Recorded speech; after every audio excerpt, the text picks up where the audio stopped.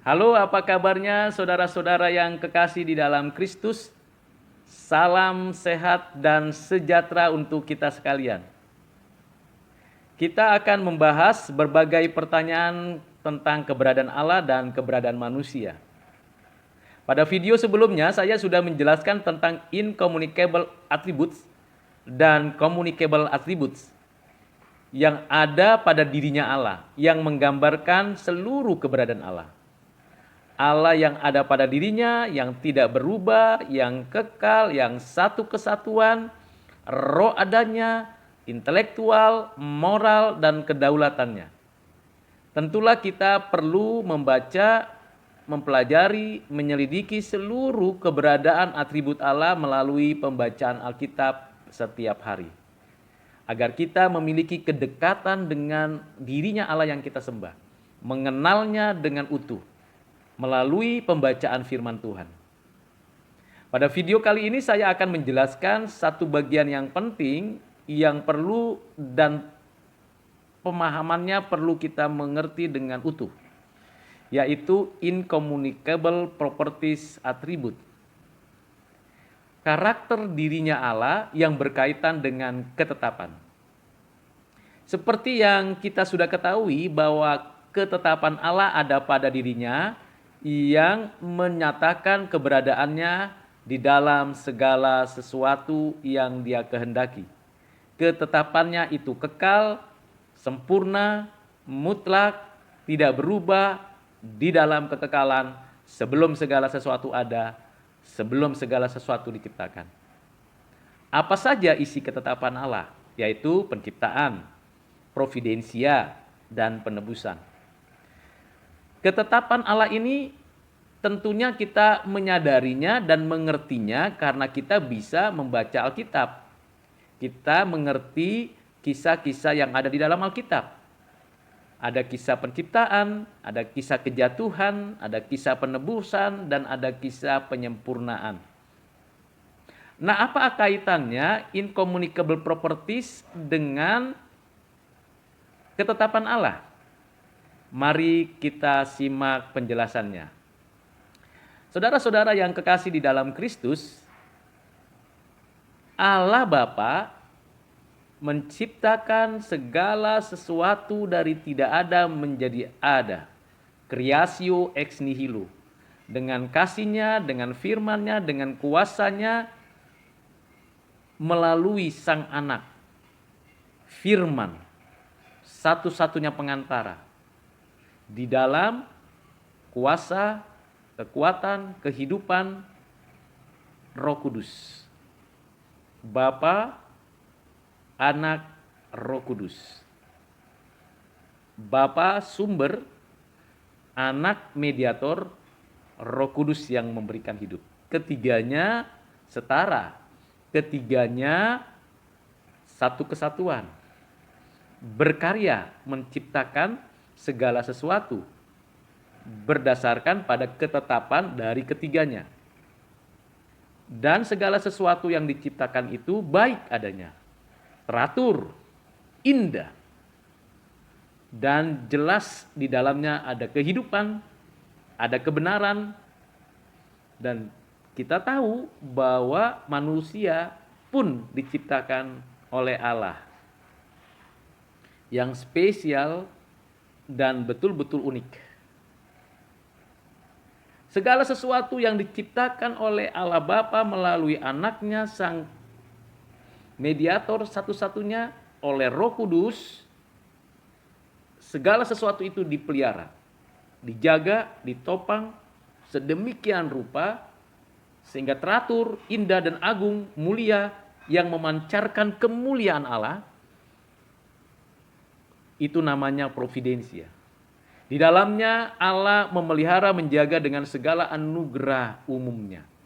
Siapa saja diberikan berkat secara umum, menikmati bumi dan segala isinya, udara, air, sinar mentari, dan segala sesuatu yang disediakan bagi manusia, bagi makhluk yang lain, dalam satu sistem kehidupan yang utuh.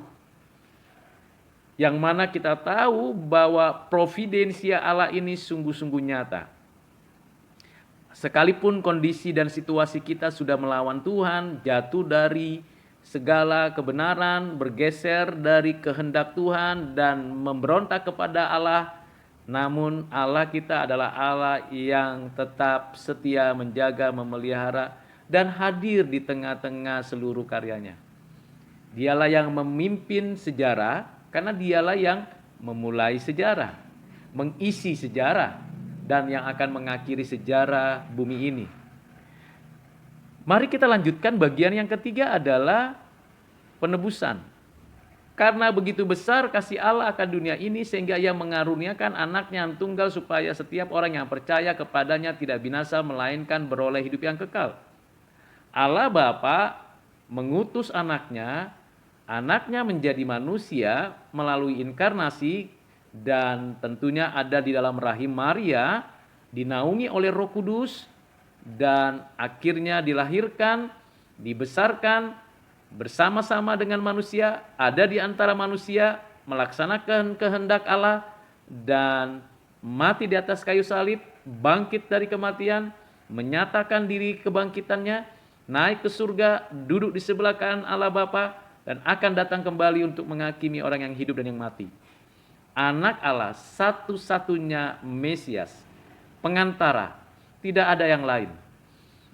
Bapa tidak inkarnasi, Roh Kudus tidak inkarnasi, tapi Bapa lah yang mengutus anak agar anak inkarnasi. Dan Roh Kuduslah yang menaungi benih ilahi sehingga anak ditambahkan pada dirinya natur kemanusiaannya. Sehingga keberadaannya secara ilahi tidak pernah berubah. Natur kemanusiaannya ditambahkan dan tentunya menjadi manusia oleh karena pekerjaan Roh Kudus. Dan sepanjang perjalanan pelayanan Tuhan Yesus di bumi ini dipenuhi, dikuasai oleh Roh Kudus. Ini yang disebut dengan incommunicable properties attribute, berkaitan dengan pelaksanaan ketetapan Allah dalam penciptaan, providensia, dan penebusan. Seperti kita ketahui bahwa di dalam hubungannya dengan kehidupan manusia, Allah Bapa memberikan hidup, memberikan anugerah, memberikan penebusan kepada manusia. Berdasarkan anugerah Allah Bapa dan karya Roh Kudus pada diri seseorang, maka penebusan yang dikerjakan Kristus dapat dialami, dinikmati, dan dapat menjadi nyata pada diri seseorang yang sudah berdosa.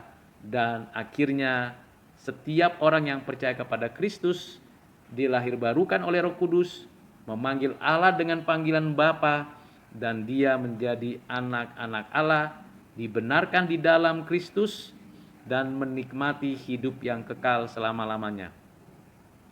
Ini incommunicable properties attribute. Kiranya penjelasan pemahaman ini semakin memberikan kepada kita kesadaran, pengertian bahwa Allah yang kita sembah adalah Allah yang hidup, Allah yang benar, Allah yang sejati, Allah yang sungguh-sungguh peduli dengan manusia. Bukan saja Dia menciptakan, tapi juga memelihara. Bukan saja memelihara, tetapi juga menebus. Pada video berikutnya, saya akan menjelaskan pertanyaan-pertanyaan yang lain yang berkaitan dengan keberadaan Allah sendiri dan kasus-kasus yang berkaitan dengan keberadaan manusia. Tuhan Yesus memberkati saudara sekalian. Amin.